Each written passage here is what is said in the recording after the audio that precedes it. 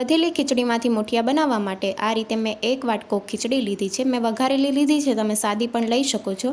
એ જ વાટકાના માપથી આપણે પોણો વાટકો લોટ લેવાનો છે। અડધો કપ ઘઉંનો કરકરો લોટ, અડધો કપ રવો અને અડધો કપ ચણાનો લોટ લીધો છે। હવે મિક્સિંગ બાઉલમાં વઘારેલી ખીચડી ઉમેરીશું અને બધા મસાલા ઉમેરવાના છે। 1 ચમચી આદુ લસણ અને મરચાંની પેસ્ટ ઉમેરી છે, સાથે ચપટી હિંગ, 1 ચમચી ધાણા જીરું પાવડર, અડધી ચમચી હળદર પાવડર, અડધી ચમચી લાલ મરચું પાવડર, સ્વાદ પ્રમાણે મીઠું, અડધી ચમચી ગરમ મસાલા પાવડર, થોડા કોથમીરના પાન અને 2 ચમચી તેલ ઉમેર્યું છે। ખાટો મીઠો ટેસ્ટ દેવા માટે 1 ચમચી ખાંડ અને અડધા લીંબુનો રસ ઉમેર્યો છે। બધા મસાલા ખીચડીમાં મિક્સ કરી લીધા છે। હવે આપણે લોટ ઉમેરીશું જે તૈયાર કરીને રાખ્યો છે એ। જો તમારે ઘઉંનો કરકરો લોટ ન ઉમેરવો હોય તો તમે રવો અને ચણાનો લોટ ઉમેરીને પણ કરી શકો છો।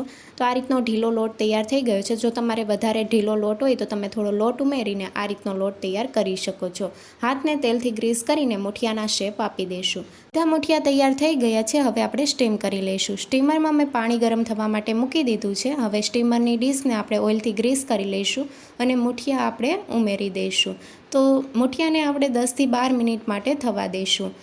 10થી 12 મિનિટ જેવું થઈ ગયું છે અને મુઠિયા આપણે નાઈફની મદદથી ચેક કરીએ તો સરસ એવા કૂક થઈ ગયા છે। નાઈફ એકદમ ક્લીન આવે છે। મુઠિયાને થોડા ઠંડા થવા દઈશું અને પછી આપણે આ રીતે પીસ કરી લઈશું। જો ગરમમાં તમે પીસ કરશો તો ભૂકો થઈ જશે। એકદમ જાળીદાર મુઠિયા તૈયાર થયા છે। હવે વઘાર માટે આપણે 3 ચમચી તેલ, અડધી ચમચી રાઈ અને અડધી ચમચી આખું જીરું, મીઠા લીમડાના પાન, 2 ચમચી સફેદ તલ ઉમેરીને મિક્સ કરી લઈશું। વઘાર સરસ એવો કકડી ગયો છે। મુઠિયા ઉમેરીશું અને મિક્સ કરી લઈશું। ગેસની ફ્લેમ મીડિયમ રાખવાની છે અને મુઠિયાના દરેક પીસમાં સરસ એવો વઘાર કોટ થાય એ રીતે આપણે મિક્સ કરી લઈશું। મુઠિયા તૈયાર થઈ ગયા છે। ઉપરથી કોથમીરના પાન ઉમેરીશું અને ગેસની ફ્લેમ બંધ કરી દઈશું। એકદમ પોચા મુઠિયા તૈયાર છે। તમે ચા સાથે સર્વ કરી શકો છો।